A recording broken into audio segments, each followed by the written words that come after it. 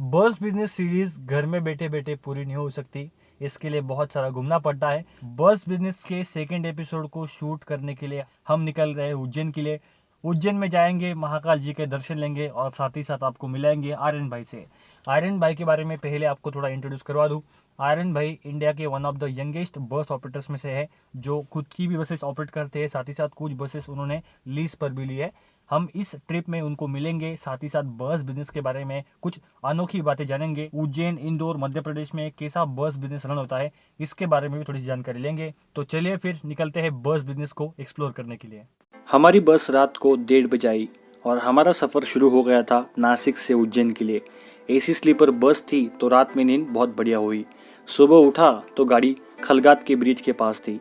खलगात bridge जब गाड़ी cross कर रही थी तब मुझे एमएसआरटीसी बस का एक्सीडेंट याद आ गया और थोड़ा डर भी लगा था, क्योंकि इतनी ऊंचाई देखकर किसी की भी हवा टाइट हो सकती है। पर महाकाल का नाम लिया और पहुंच गए सेफली इंदौर। इंदौर के 3 इमली बस स्टैंड पर गाड़ी सामान को अनलोड करने के लिए रुकी थी। वहाँ पर हमने इस गाड़ी का एक छोटा सा रिव्यू बना लिया। पर दोस्तों, जब गाड़ी वहाँ पर सामान अनलोड कर रही थी तो 3 इमली बस स्टैंड का एक अलग व्यू हमें देखने को मिला, क्योंकि हमने आज तक 3 इमली बस स्टैंड को बाहर से बहुत बार देखा है। जब हमने इसे अंदर से देखा तो ये कितना बड़ा नेटवर्क है इसका हमें वहाँ पर एहसास हुआ, क्योंकि वहाँ पर ऑलमोस्ट 20 से 30 बसेस की पार्किंग थी। साथ ही साथ बड़े बड़े ऑपरेटर्स के ऑफिसेज भी थे। बसेस तो बहुत सारी थी पर शूट करने के लिए वहाँ पर टाइम नहीं था। दोपहर के 12 बजे हम फाइनली उज्जैन में पहुँच गए, जहाँ पर आर्यन भाई का ऑफिस था। उज्जैन के नानाखेड़ा बस स्टैंड के पास आर्यन भाई ने एक बढ़िया ऑफिस बनाया था, जहाँ पर उन्होंने हमसे थोड़ी सी बातचीत की और अपने बस बिजनेस के अनुभव को हमारे साथ शेयर किया। आज हमारे साथ है आपके सबसे चहीते आर्यन भाई। आर्यन भाई की उम्र 21 साल है, पर आज ये बस इंडस्ट्री में एक जाना पहचाना नाम है और इनके पास आज 25 से भी ज़्यादा बसेस का फ्लीट है। आर्यन भाई, आपका स्वागत है इंडियन ट्रांसपोर्ट में। Thank you. तो सबसे पहला सवाल ये है आर्यन भाई कि आपने शुरुआत किस उम्र में की थी इसकी? मैंने ये शुरुआत 1 साल पहले की थी, ओके 2019 एंडिंग में। जब मैंने बिजनेस स्टार्ट किया, एक बस से स्टार्ट किया था, मतलब एक जोड़ी से, मतलब 2 बसेस से, और आज देखते देखते इतनी हो गई। ओके। या और सबसे पहली बात कि जब आप मतलब कोई बिजनेस वगैरह शुरू करते हैं तो आपको मुश्किलें वगैरह क्या क्या आई थी, फाइनेंसेस के तौर पर या बसेस अरेंजमेंट के तौर पर? बसेस अरेंजमेंट में हालांकि इतनी तकलीफ नहीं थी, क्योंकि पहले से कॉन्टैक्ट्स थे इस फील्ड में मेरे, जिसकी वजह से मुझे बस मिल गई इजीली और मैं उसे चला पाया। क्योंकि मैंने इस बिज़नेस में घुसने के पहले बहुत 1-2 साल कम से कम R&D की थी कि मैंने आने के बाद में क्या करना चाहिए, किस हिसाब से करना चाहिए। ऐसा नहीं था कि डायरेक्टली आने के बाद मैं ब्लैंक हो गया कि अभी क्या करूँ। पूरा प्लान आउट लेके आया था, इसकी वजह से करना ईजी था। फाइनेंसिस में प्रॉब्लम्स आई या फिर नया बंदा है तो बाकी जो कॉम्पिटिटर्स होते हैं वो नहीं टिकने देते मार्केट में, उनसे लड़ना पड़ा, बहुत सारी चीज़ें करनी पड़ी, लेकिन सारी चीज़ें करने के बाद में एक सक्सेसफुल अचीवमेंट मिली। जैसे कि मैंने आपको पहले बताया दोस्तों, बस बिजनेस में एक बात है कि अगर आप कोई भी बिजनेस करते हो, चाहे बस बिजनेस हो कि और बिजनेस हो, तो आपको कम से कम उस बिजनेस में 1 साल बिताना चाहिए एज अ ट्रेनी के तौर पर। तो आपने भी ऐसा 1 साल बिताया था? ओके। यस। तो मतलब एक आपका जो एक्सपीरियंस है, अगर आप ग्राउंड लेवल पे रहकर काम करोगे तो आप इस बिजनेस में एंट्री कर सकते हो। और आर्यन भाई, बहुत सारे लोगों का ये सवाल है कि मतलब ये बस बिजनेस अभी प्रॉफिटेबल है क्या कोरोना के बाद? आपका क्या इस पे राय है? प्रॉफिटेबल है कि आप किस हिसाब से करते हो, क्योंकि टू बी ऑनेस्ट अगर मैं बताऊँ तो कोरोना के बाद में ये बिज़नेस ज़्यादा प्रॉफिटेबल है, क्योंकि लोगों को कोविड के टाइम पे एक चीज़ की मतलब एक जानकारी हुई कि ट्रैवल हाइजीनिक तौर पे ही करना चाहिए। अनहाइजीनिक जो बसेस होती है कुछ, या फिर जैसे जो नॉर्मल बसेस है, कुछ कुछ गवर्नमेंट की बसेस भी इतनी हाइजीनिक नहीं होती, ट्रेन्स हाइजीनिक नहीं होती आजकल, फ्लाइट्स होती है लेकिन उनका रेट बहुत ज़्यादा होता है। तो एक चीप मोड ऑफ ट्रांसपोर्टेशन में सबसे हाइजीनिक देखा जाए तो बसेस हम उनको एक कंसिडर कर सकते हैं। बट वो डिपेंड करता है कि ऑपरेटर कैसा लगे। अगर वो बस को बहुत अच्छे से रखता है, उसके बहुत अच्छी बस रखता है, तो उसके बस में फॉर श्योर पैसेंजर ट्रैवल करेंगे। और इस इंडस्ट्री को बहुत ज़्यादा स्कोप है इन फ्यूचर। बस करने वाले ने उसे उस तरीके से करना चाहिए।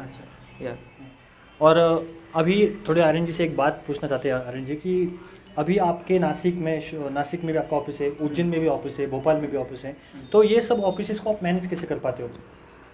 टू बी ऑनेस्ट, मैनेज करने में मेरा सबसे ज़्यादा जो भी इसमें हाथ है वो है मेरी टीम का।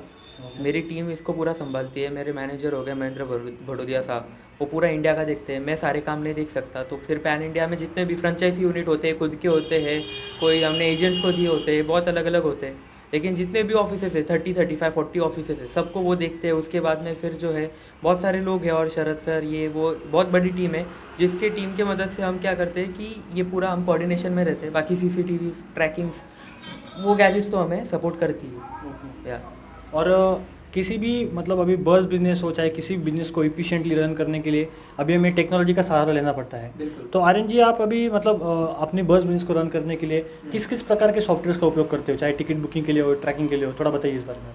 टू बी ऑनेस्ट देखिए, अगर जैसे कि बस कितनी प्रतिशत भरती है क्या है, इसके लिए हर ऑपरेटर को कोई ना कोई एक सॉफ्टवेयर यूज़ करना पड़ता है। बिटला हो गया, मैंटिस हो गया, उसके बाद में आपका IRS हो गया, बहुत सारे सॉफ्टवेयर अभी मार्केट में है। उसमें से हम बिटला यूज़ करते हैं क्योंकि बिटला ज़्यादा हमें रिलायबल लगा।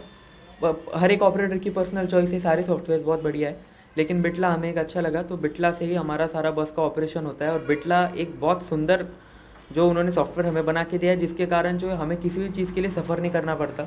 24/7 उनका सपोर्ट होता है, सारी चीज़ें वो उनके एंड पे संभाल लेते हैं जिनको उनका संभालना होता है। बाकी लगेज के लिए हमारे पास IV कार्गो है, IV कार्गो उनके एंड पे सब कुछ चीज़ें देख लेते हैं। एंड बाकी चीज़ों के लिए जो भी है, जैसे आपका ऑफिसेस हो, बसेस हो, उसमें लाइव ट्रैकिंग सिस्टम्स है, बॉक्सेस है, ट्रैक बॉक्सेस है जो ट्रैकिंग करते हैं बसेस के, और बाकी बहुत सारी सिस्टम्स हमने खुद के लिए बना के ली हुई है मार्केट से, जो कि हमारी सारी चीज़ों को बहुत एफिशिएंटली चलाती है। अगर कोई भी बग आता है 10 मिनट के अंदर वो बग सॉल्व किया जाता है। इतनी टीम हमारे पास अभी के तौर पर है।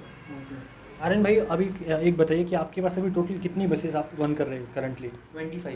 ओके।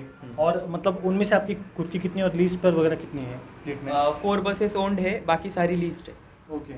तो लीज पर भी आप बसेस का मतलब चलन कर सकते हैं, मतलब बसेस को चला सकते हैं। इस बिजनेस में ये तो बात है कि अगर आपके बस में उस दिन एक भी पैसेंजर ने सफ़र नहीं किया, जितना उन्होंने आपसे एग्री करके लिया है पेमेंट, उतना आपको उनको करना ही पड़ेगा।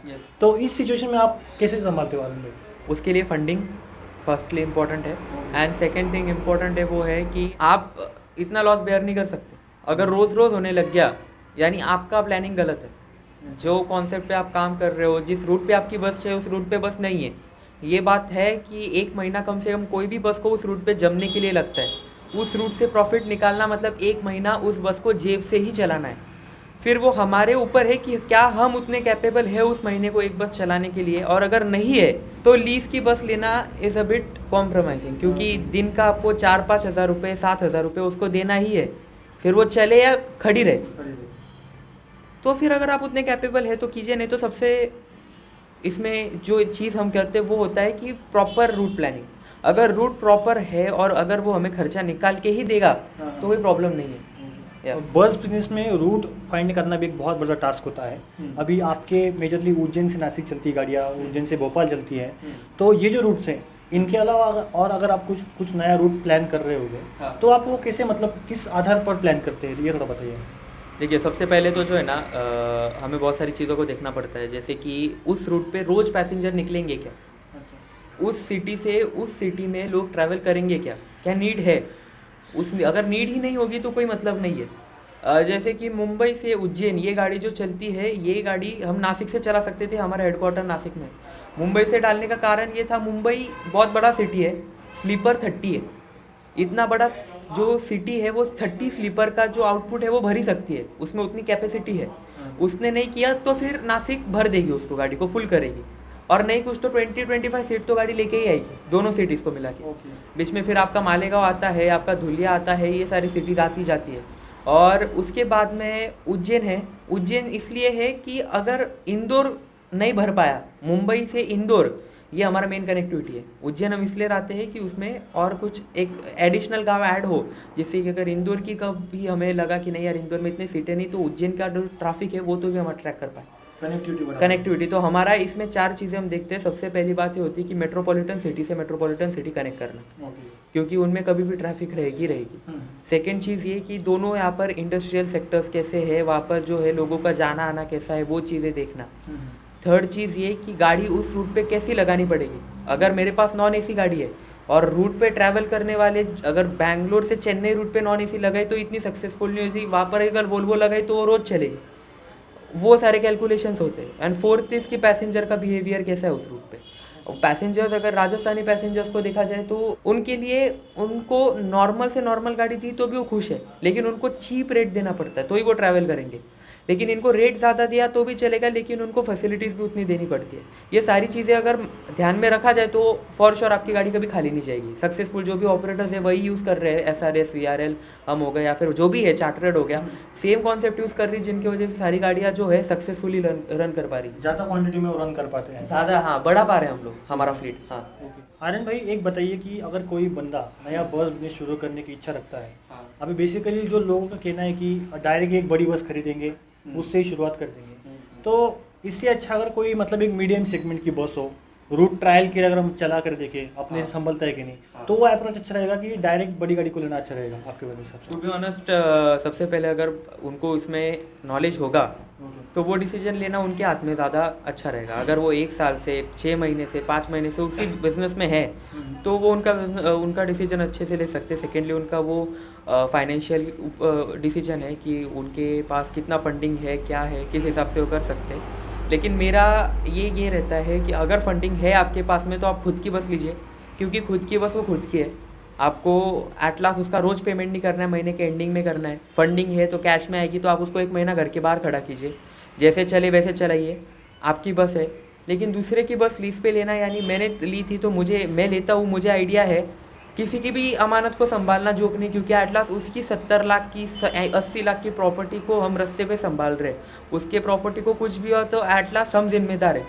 जो एट लास्ट आपको ऐसा समझना है कि हम डॉक्टर है, एक किसी का ऑपरेशन करना है, तो उसके लिए लीज पे गाड़ी लेना मतलब बहुत you have to take care of it. हाँ, बहुत ज़्यादा डिफिकल्ट है। और अभी चलते गाड़ियों में बहुत सी जगह पे ब्रेकडाउन वगैरह होते हैं, हाँ। आपकी गाड़ियों के भी होते होंगे, क्योंकि ये मैकेनिकल बात है। जी। तो उस सिचुएशन को आप कैसे संभालते हो? मतलब आपने जैसे बताया था कि रात में आपके 3-4 बजे तक मतलब आप जगते हो, जगना पड़ता, मतलब कि जिम्मेदारी आपकी रोड पर चल रही है तो आप मतलब सो नहीं सकते आराम से। इस बिज़नेस में ये एक दिक्कत है कि मतलब चाहे मैनेजर हो चाहे ऑपरेटर हो, इनकी नींद मतलब नहीं होती है बस बिजनेस में। तो आप आपके मतलब खुद को कैसे संभालते हो, मतलब मोटिवेट कैसे रख पाते हो इस? बस ऑपरेटर को दिल पे पत्थर रखना पड़ता है 24/7, क्योंकि कुछ भी हो सकता है। हमें ये भी दिमाग में रखना पड़ता है कि भाई गाड़ी का एक्सीडेंट भी होगा, ये भी रखना पड़ता है कि गाड़ी सही सलामत पहुंच भी जाएगी। लेकिन हमें भी कोई पूछेगा नहीं कि भाई हम ठोके क्या, जो होना है वो होता ही है। हर चीज़ के लिए हमें रेडी रहना पड़ता है, हर सिचुएशन के लिए रेडी रहना पड़ता है, हर चीज़ की टीम रेडी होती है। बाकी भगवान की दया से टू बी ऑनेस्ट ये सारी चीज़ें डिपेंडेंट होती है ड्राइवर पे। हमारे सारे ड्राइवर बहुत ज़्यादा इक्विप्ड होते हैं, बहुत ज़्यादा प्रॉपर होते हैं, गाड़ी में फर्स्ट एड्स होते हैं, सारी सुविधाएं होती है जिससे कि गाड़ी में कोई प्रॉब्लम ना आए। एंड सारे रूट पे हमारी स्पेयर गाड़ी अवेलेबल होती है। अगर गाड़ी को कुछ भी होता है तो हम पूरे रास्ते में, आपका मुंबई से उज्जैन आप पकड़ लो, आप जयपुर पकड़ लो, आपका जयपुर सीकर हो गया, कोई भी रूट हमारा जिस भी रूट पे गाड़ी चल रही है उस रूट पे कुछ भी ब्रेकडाउन होता है तो आज के टाइम पे हमारी कंपनी में इतना हमने प्रॉपरली मैनेज किया हुआ है कि आधे से 1 घंटे के अंदर दूसरी गाड़ी उनको पैसेंजर्स को बिठाएगी, शिफ्ट करवाएगी और उनके डेस्टिनेशन तक छोड़ेगी कि पैसेंजर को लेट ना हो हमारे वजह से। यस। अभी बहुत सारे जो मतलब लोग होते हैं 21 साल की उम्र में डिग्री 3rd ईयर तक होते हैं, मतलब बैचलर के 3rd ईयर या बैचलर के फाइनल ईयर तक होते हैं। पर आर्यन भाई ने 21 साल की उम्र में, मतलब अभी तो इन्होंने मतलब इनिंग शुरुआत ही की है, 1 साल के अंदर ही इतना बड़ा साम्राज्य खड़ा कर लिया है। और ये एक जोक नहीं दोस्तों, क्योंकि मतलब एक मतलब ऐसा कहना चाहता हूँ कि मतलब इनका जो हार्डवर्क है ये देखना चाहिए आपको। मतलब सक्सेस तो हर कोई देखता है पर उसके पीछे का हार्डवर्क आपको ही पता है। अभी आर्यन भाई को मतलब 3-4 दिन से उनकी तबीयत खराब थी, पर फिर भी उन्होंने हमारे लिए टाइम दिया, ये सबसे बड़ी बात है। थैंक यू आर्यन भाई। आर्यन भाई की इंटरव्यू के बाद हमने पासी के होटल में खाना खाया, जहाँ पर टेस्ट बहुत ज़बरदस्त था। स्पेशली मैं यहाँ के टमाटर सेव भाजी की तारीफ़ करना चाहूँगा। अगर आप नानाखेड़ा बस स्टैंड उज्जैन के पास जाते हो तो वहाँ पर आप इस होटल को ज़रूर ट्राई कर सकते हैं। खाना खाते वक्त हमने आर्यन भाई के मैनेजर यानी कि महेंद्र भाई से थोड़ी सी बातचीत की कि वो अपने बिजनेस को कैसे संभालते हैं, क्योंकि बस बिजनेस में टीम मेंबर्स का भी एक अलग महत्व होता है। तो उनसे भी हमने थोड़ी सी बातचीत की जो आप अभी सुनोगे। नमस्कार महेंद्र जी, तो बताइए थोड़ा सा आपका कैसा चल रहा है दिन भर का काम? सुबह मॉर्निंग में 6 बजे उठना, ओके, रेडी होना, उसके बाद में 7-7:15 बजे ऑफिस ओपन करना, उसके बाद में फिर अपने काम पर चालू,